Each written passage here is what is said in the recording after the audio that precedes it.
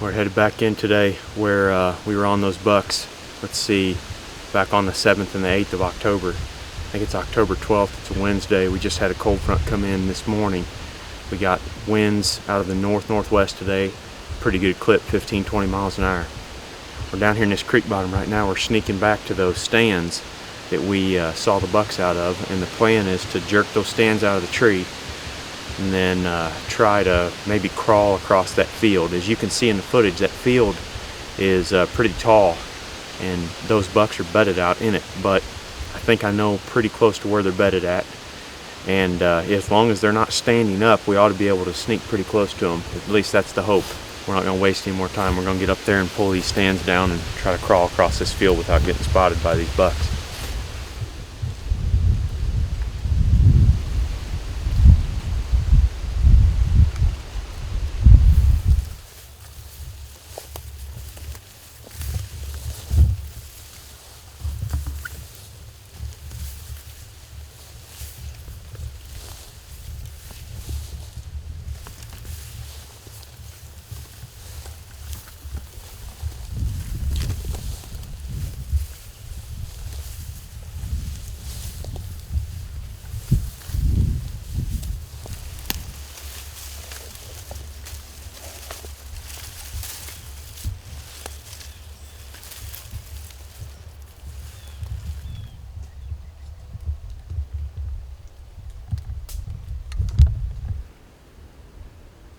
It's about 5:30.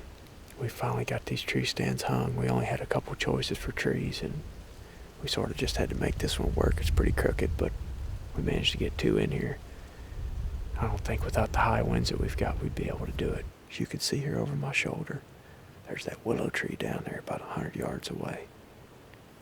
And both nights we've sat here from across the field, we watched a big buck get up from underneath that willow tree. Pretty sure that if one's there tonight, that we haven't spooked him yet.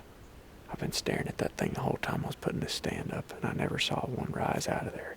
So even though we're so close, if he's laying down out there, I doubt that he saw us or heard us put the stand up.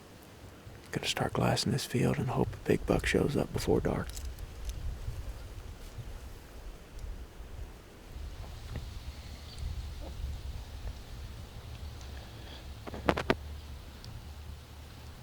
See him now. He's moving.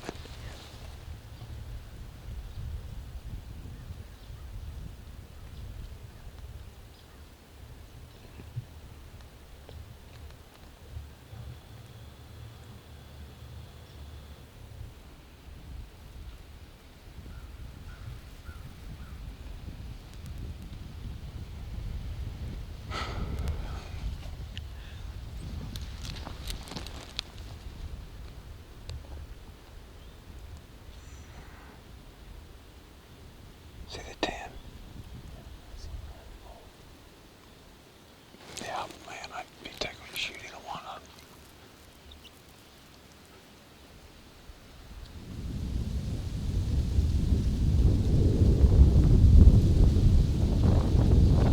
I better grunt, you think?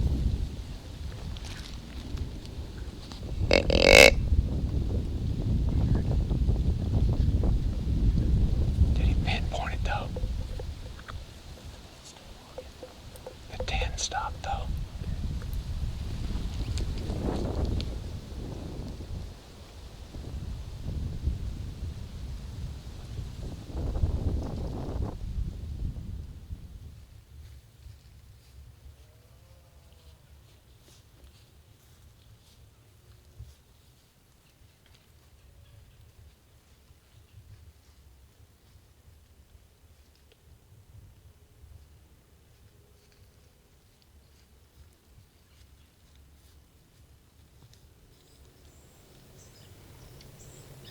Check him out.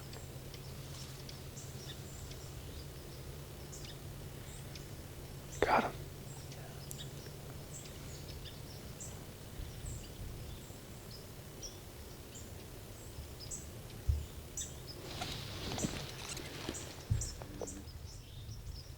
Well, Corey and I just got back up here to the car. It's about 9 o'clock right now.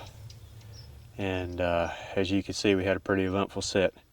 And I think once again we got out of there clean. We didn't take the same route out that we did the first night when Zach and I had the buck come in bed next to us. We actually climbed down tonight and then went over to the creek, hopped in there, and then slid past those bucks in that field, pretty sure without them knowing it. So that's a good sign.